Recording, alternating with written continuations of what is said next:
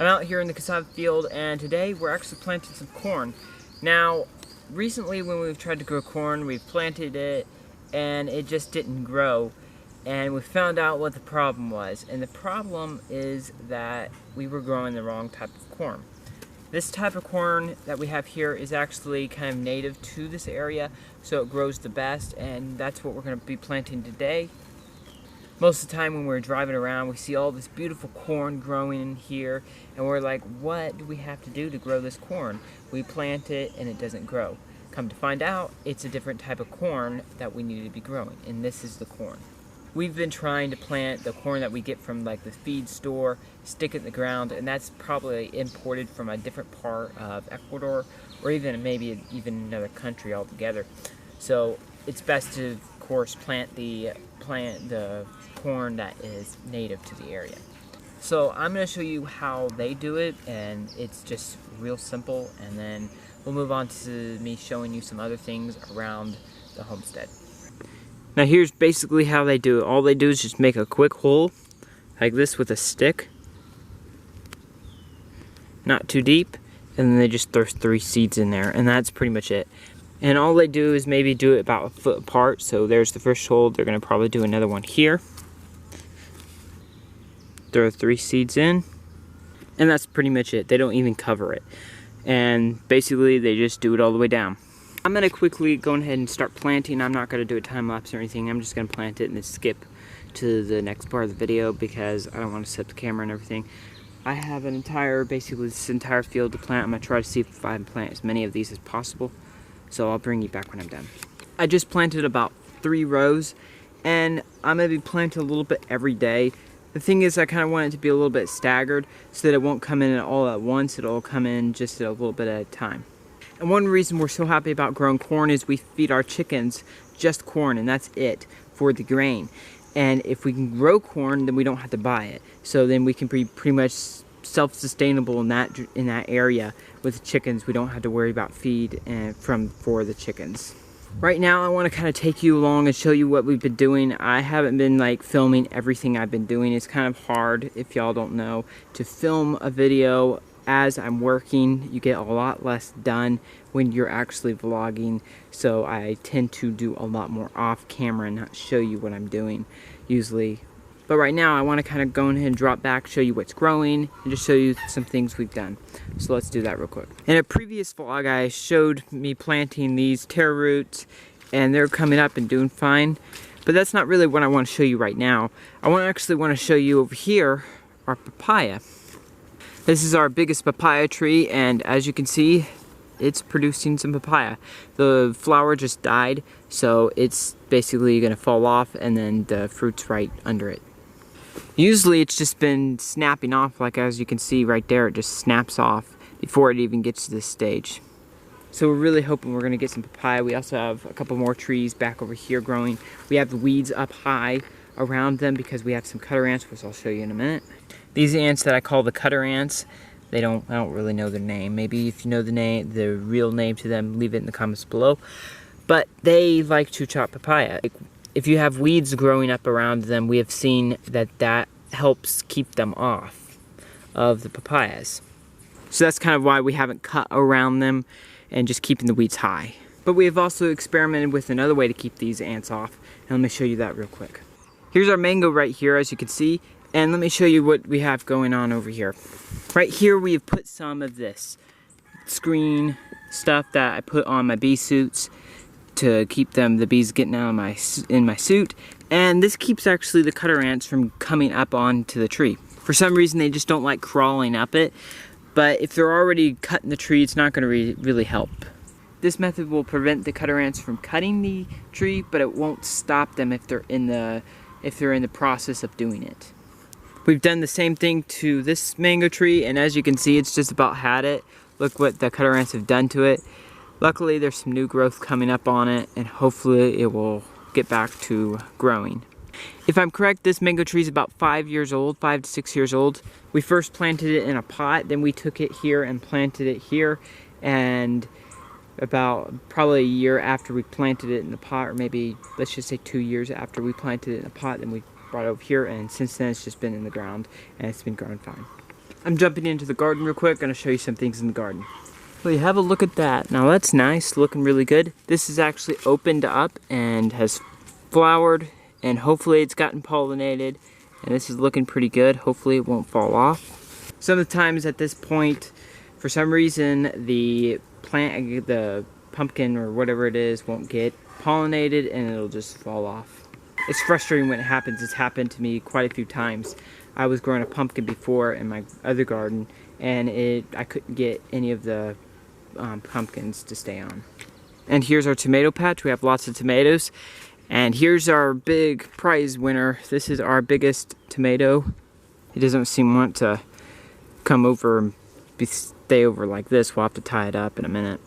But look at what the fruit it's producing. It's just looking amazing. These are looking really good, and we have some more up there. Recently I had somebody send me a video saying how you can like increase your tomato harvest. And basically what you do is when they're flowers like this, just go along and just hit them along like this.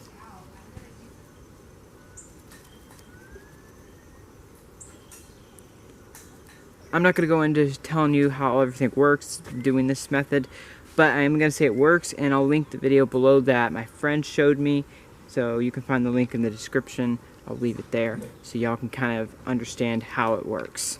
But it's supposed to increase your tomato harvest, so we'll see if that works. The radishes aren't looking all that bad, all the way down, looking really good. And of course sweet potatoes are growing along the side, so the radishes are looking fine. Now if you don't know, I've been working with hydroponics trying to get some lettuce growing, and the first experiment really didn't work out too well. I think it was between the sun and the oxygen, the water, that kind of didn't really make the plants do too well. They're still alive, but they're just not doing very well. However, I've done another experiment with a little bit more shade and lifting the raft off of the water to give them a little bit of breathing, the roots a little bit of breathing space, and I'll show you that real quick. And here's the second experiment. So they've got some new leaves coming up, and we have this one as well, not looking all that bad, and this one as well. And I don't know if you can see the roots, they're looking fine. Definitely a lot bigger than they were when I first planted them in here. So we'll have to see how this pans out, and hopefully we'll be able to grow some lettuce like this. If we're able to grow lettuce like this, we're gonna make this a little bit bigger. We're probably gonna build big trays and then kind of build a bigger system to grow more lettuce. I'm in my orchard and it's so pretty out here right now. You're thinking, hey, have you been just going at it with a machete? No, actually we recently just bought a weed eater, and basically I've been just going at the lawn as much as possible, trying to cut everything down. I'll be having a tutorial coming out on that soon, so stay tuned for that. And here's one of our mandarine trees looking really good.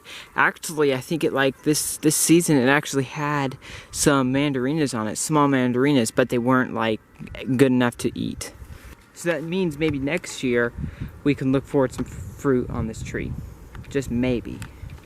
And we also have this mandarina tree and that one as well, right there.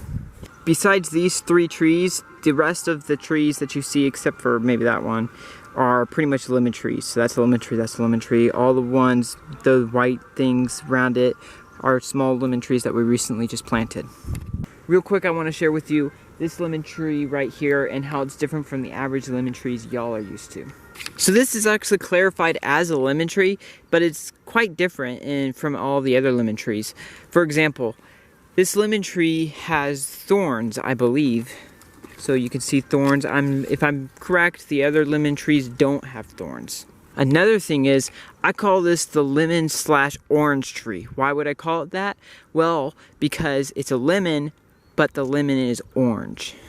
Right now I don't have any lemon/oranges to show you right now because none of them are ripe and ready yet, but they're orange instead of yellow. I've got 2 other trees I want to share with you, and this is this tree right here. This tree is kind of like what we call a sticky fruit, but I don't know the exact name of it, but it basically just produces the fruit and you can open it up. It's really good, and it's sticky, a little sticky on the outsides, but it's delicious. The only problem with this fruit that I don't really like is that there are worms sometimes inside. What happens if you don't wait long enough, it won't be ready. And if you wait too long, there's worms in it. So it's kind of like a swing point that you got to get to the fruit and eat it. Now we have 3 of these trees. Maybe we have 4. Yeah, we have 4, but I accidentally hit one with the weed eater. Oops. So we'll have to see if that one grows back. But this one right here, and that one over there, and that one right there, are ramatans. If you don't know what a ramadan is, I'll put a B-roll on the screen so you can kind of visualize and see what it is. That's basically what it is right there. And this is the tree. Hopefully it will produce in maybe a couple of years, maybe next year, or probably not next year, but a couple more years. Hopefully it'll produce. We really like these fruits. They're so good. And we have 3 of them, so hopefully that'll be enough for us. Of course, you know, these little fruits go so quickly when they're around in our house. We just eat them so quickly. They're really good. That's kind of a look on how many fruit trees we've got growing around here on our homestead. We've got a lot. We have bananas as well, and we actually have sugarcane. I'll show you that in a minute. Right here is our lemongrass plant. We have a bunch of actual lemongrass growing around, not only here but in other areas. So easy to propagate, and it's wonderful. Keeps pest pressures down. Mosquitoes don't like it, so you can, sometimes what I'll do is I'll take it and I'll rub it on my hands and it'll keep the mosquitoes off me. Here's the sugarcane field. As you can see, we got a good bit of sugarcane growing. We have there, and then over here as well. And they're slowly coming up. It's going to take a little bit for them to get into place, but maybe in another year they'll be in good position and we'll be able to come in and cut a good bit of them down. This one's getting pretty close to being able to continue harvesting off of it. We got another one coming up right there, so that's looking really good. Really happy with the sugarcane. It takes a little bit of work to get them going because some of them don't take, and then you have to go back and replant them. But once they take, you're in good shape. The sugarcane field is right there, and I'm right here. This is our raspberry patch. We really love raspberries, and let me show you here. These raspberries actually produce all year round. Yep, that's right, all year round. And just produce wonderfully all year round. But unfortunately, we are able to eat every last berry pretty much off of this bush. We are part of a family of 10, so this is nothing. It's so good. I just love raspberries. There's another one. Let's see if we can get it. Nice looking.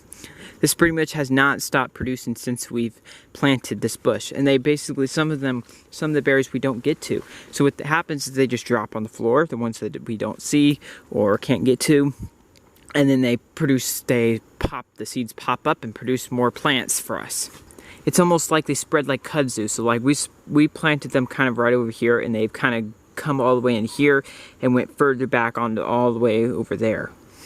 And they also spread it all the way over here as well. So we actually have had to cut this area to keep these raspberries from growing everywhere. Now you may see these trees right here. What are these trees? Well, these are what we call the prickly trees. Now they have a real name, and somebody told me the real name a long time ago, but again, I forgot. So, oh well. Maybe if somebody knows the name, put it in the comments below. But look at all those thorns. And this actually produces fruit. We don't really like the fruit. People around here cook with it and value it. But what I like it for more is when it produces, the birds will come around and eat them. And I actually get a good chance to go around and take pictures of them. And so I get some really good pictures of the bird. If they didn't produce fruit, we'd probably just cut them down. Now I thought I'd do a quick update on the apples. Now we planted a couple apples, and there are some apples that grow in the Amazon. This is what they are. We don't know the exact name of them. Somebody just gave them these apples, and we planted them. They're supposed to grow here in the Amazon, so they're native here, but they're not the best type of apples. All the good apples that you're used to getting in the stores are imported from Chile. This is mainly an apple that is just like, it's not like, okay, you know, I'd rather have the nice ones from Chile. But hey, it's food, so we're growing these. I don't really know the name of them or anything, what variety they are. So I know people have asked me that, and I didn't really know how to respond. So I don't really know much about apples or anything, just I plopped these in the ground and we'll see how they do. Here's the last tree I want to share with you real quick before I close out the video. This right here is a cherimoya tree. If I set that correctly, I'll put a B-roll on the picture on the screen showing you kind of what it looks like. So that's kind of what it looks like right there. This is so good. It grows around here. We have gotten it at the market. It tastes really good. It has seeds in it. It's just delicious.